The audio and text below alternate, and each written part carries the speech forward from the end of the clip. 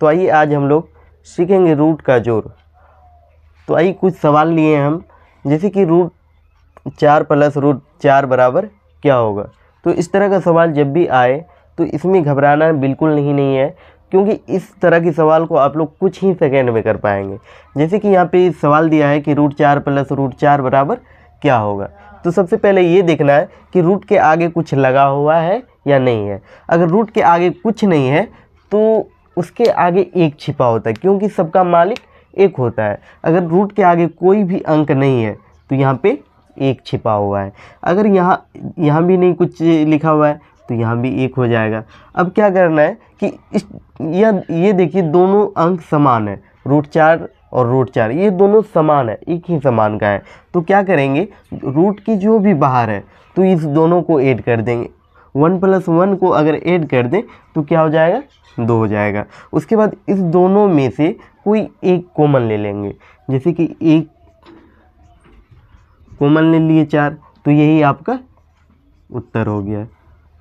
Same देखिए दूसरा प्रश्न है कि रूट 7 + 3 रूट 7 बराबर क्या होगा।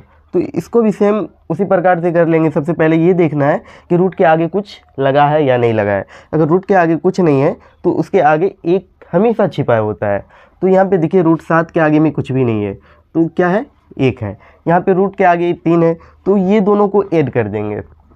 3 और 1 को अगर ऐड कर देते तो बनेगा मेरा 4। अब क्या करना है, ये दोनों समान है, रूट 7 ये दोनों एक दूसरे का समान है। तो क्या करेंगे, इसमें से एक कॉमन ले लेंगे। तो एक कॉमन ले लिए 7, तो ये हो गया इसका उत्तर। तो सेम उसी प्रकार से देखिए आइए तीसरे नंबर का प्रश्न देखते हैं, और इसको आप लोग बड़े ही आसान तरीके से बना सकते हैं। जैसे कि रूट के आगे क्या है, इसमें 2 है, इसमें 5 है, लेकिन ये दोनों क्या है, समान है। रूट 6 दोनों समान है। तो क्या करेंगे, रूट की जो बाहर है तो सबसे पहले उसको ऐड कर लेंगे। तो 2 और 5 को अगर जोड़ दें तो क्या मिलेगा हम लोग को, 7 मिलेगा। अब ये दोनों समान है तो इस दोनों में से कोई एक कॉमन ले लेंगे, 6 हो गया। तो यही इसका हो गया उत्तर। अब मान लीजिए कि दोनों अलग अलग हो, जैसे कि यहाँ प्रश्न दिया गया है कि 5 रूट 3 + 2 रूट 7। अब देखिए इसमें ये दोनों समान नहीं है, दोनों अलग अलग है, और ये भी दोनों अलग अलग है। लेकिन जब भी ऐसा प्रश्न आए तो जब भी दोनों समान हो, जैसे कि यहाँ पे रूट 3 है तो यहाँ भी रूट 3 होना चाहिए, लेकिन है नहीं।